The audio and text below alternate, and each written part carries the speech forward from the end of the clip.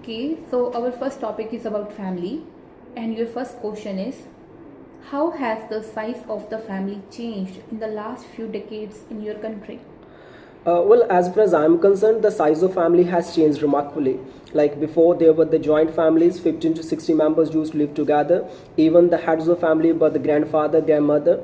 However, nowadays there is a trend of nuclear family, so parents are just preferring to live with their 1 to 2 children. Okay, how do you think the family will change in the future?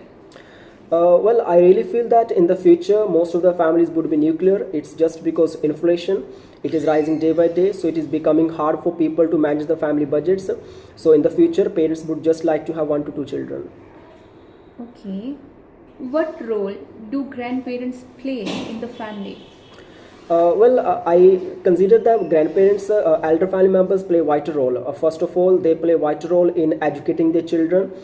They teach them about the traditional culture roots. They are more experienced. They also help their children in making good decisions. So this is the role they are playing in the families.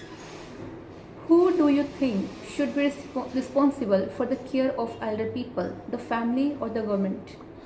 Well, from my perspective, both must be responsible. First, I would speak about the role of high authority. Like at the old days, when the elder family members or the old people were young, so they were doing the job, they paid the tax to the government. So health is the basic necessity. So when they are at the old age, it becomes the responsibility of the government to take care of the elder people. I would also speak about the role of the children. Like when their elder family member they were young, so they made the best effort in bringing up their children. So if when they are at the old age, so it becomes the responsibility of their children to provide the best care to them. Okay, so your next question is, why is the number of joint families decreasing in modern time? Well, I think that the foremost reason is the generation gap. Like the elder family member feel that they are more experienced, they are more smart. On the other hand, the youngster feel that they are more experienced, they are more smart. So it leads to just differences in their ideas, and they start living separately. Another reason may be the inflation, as it is rising day by day, so it is becoming harder for the people to manage the family budgets. One more factor, it's the migration. Like most of the people, they are migrating. Youngsters, they are getting the job far distance away at the places which are far distant away from the house, so they start living in the cities. So these are reasons that the joint families are decreasing.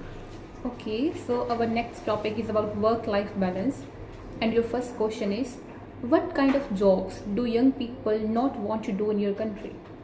Well, I think that most of the youngsters these days they don't want to work under someone. First, the job that they are avoiding is the labor job, the jobs in which they are given the very less wages, so they are not preferring these kind of jobs. On the other hand, they are preferring the white collar jobs in which they just need to sit in the chairs and they are doing work using technology.